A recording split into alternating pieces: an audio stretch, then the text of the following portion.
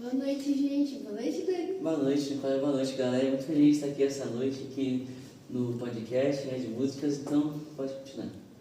Então, galera, hoje eu e Dani estamos aqui gravando um podcast sobre a época de ouro, que fez muita parte, fez muito sucesso no passado durante a música brasileira. Então, eu vou começar fazendo algumas perguntas.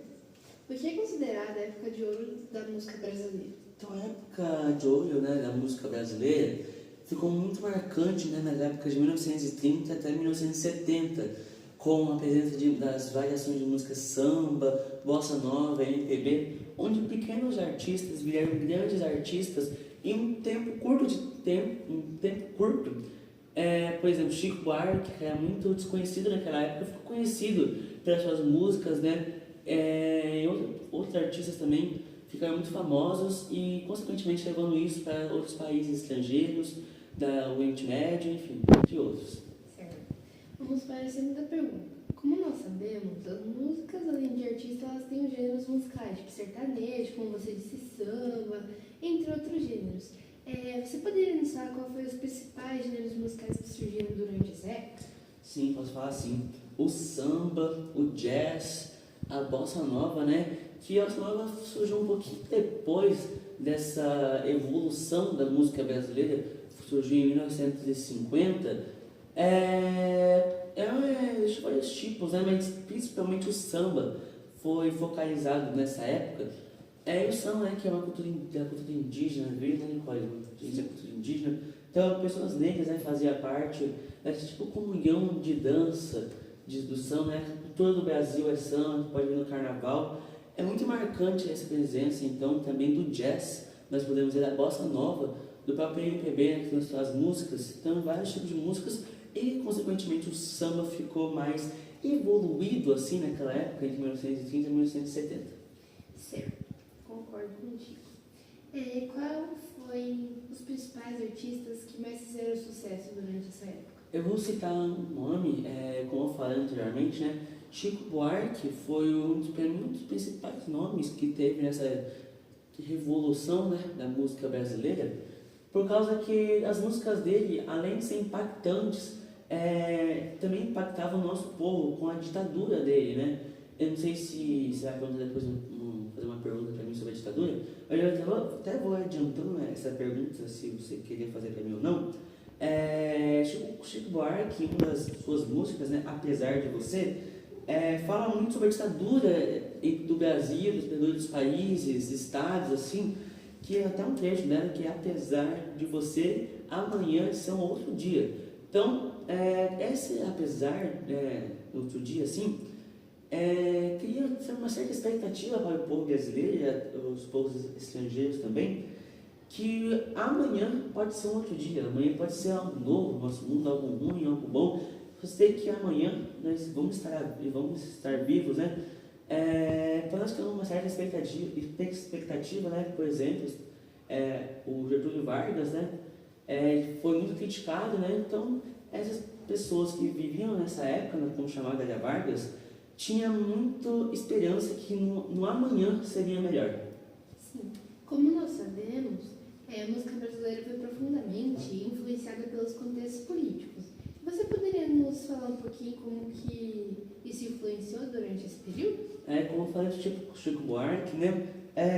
Muitas músicas também nessa época foram hinos de certas rebeliões contra políticos. Um hino daquela rebelião, daquela associação, que, por exemplo, uma revolta contra o presidente, uma certa música daquela época, né, que foi marcada, de novo, pelo exemplo de Chico Buarque, que foi um nome de novo, as aspas, né, evolução da música brasileira, né, que a mesma música que eu falei, Apesar de Você, foi uma das músicas de uma rebelião, que eu pesquisei, um palco de uma rebelião. Então foi o hino dessa rebelião, que foi, se eu não me engano, lá no Nordeste, se eu não me engano, que foi um hino dessa rebelião. O prefeito da cidade, não esqueci o nome da cidade, lá no Nordeste, que a música foi a base para eles se revolucionarem contra o efeito deles, né? Tem certas ditaduras que foi dita na música também. Como você citou antes, você falou um pouquinho sobre a bossa nova. Qual que é a importância dela na música internacional? Sim, olha, a bossa nova, né, como eu falei, foi o principal estilo de musical que subiu para a América, né? Principalmente nos Estados Unidos, isso ficou muito importante, né? A bossa nova foi tipo um plus para os Estados Unidos, assim, que ficou surpreendido, né? Com, nossa, o Brasil não tem nada, assim. E a bossa nova, né, foi então marcante para diversos países, mas principalmente os Estados Unidos. Isso também, né, deixa nós, como povo brasileiro, muito feliz, né? Porque é um ato, nosso gênero, né? Nós criamos nosso povo, ter chegado a nos Uma ótima conquista. Sim. É muito bom saber que a música brasileira conseguiu atingir outros países. Sim, eu concordo. Eu fico muito orgulhoso disso. Sim. E para nós encerrarmos, eu vou continuar com a última pergunta, para nós finalizarmos aqui. Como que a música brasileira evoluiu após a época de ouro? Na minha opinião, vou ser sincero aqui com você, Nicole, vocês, telespectadores, foi uma decaída.